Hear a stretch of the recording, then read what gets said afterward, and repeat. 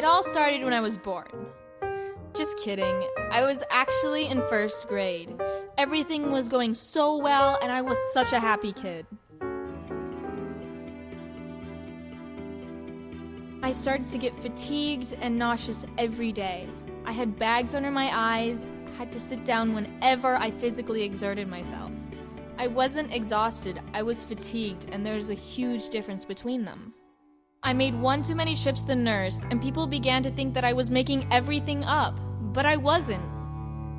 My mom took me to the doctor, and we went from one doctor to the next, and everyone came up with excuses.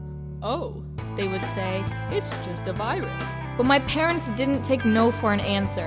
I got tested so many times that I stopped counting.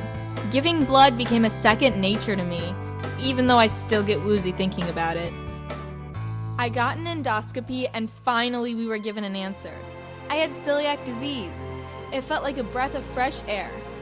But I had no idea what I was supposed to do living without something called gluten. We got my parents tested and found out that my dad had celiac as well. It's a genetic disease. This made it a bit easier, as I wasn't the only one that was going to be going through this.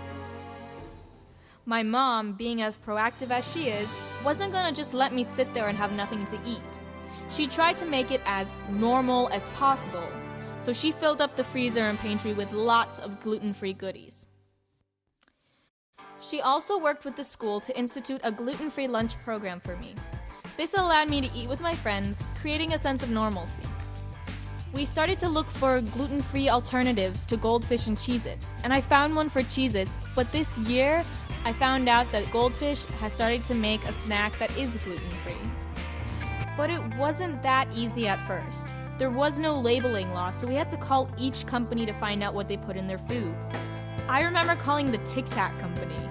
This was so hard, but it still didn't stop me from eating good food.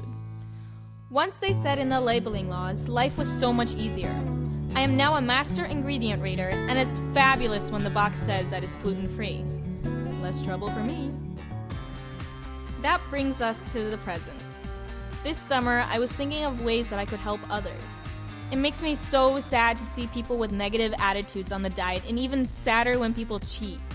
There is no need to cheat on your diet. That's why I came up with the idea to create a blog, allowing me to reach out to other gluten-free people. So that's where I am now, taking pictures of my food to share with others, letting others know just how easy it is to be on the gluten-free diet. One thing you should know is that a lot of foods are naturally gluten-free, so you can enjoy them even if you aren't on the gluten-free diet. Thanks for watching!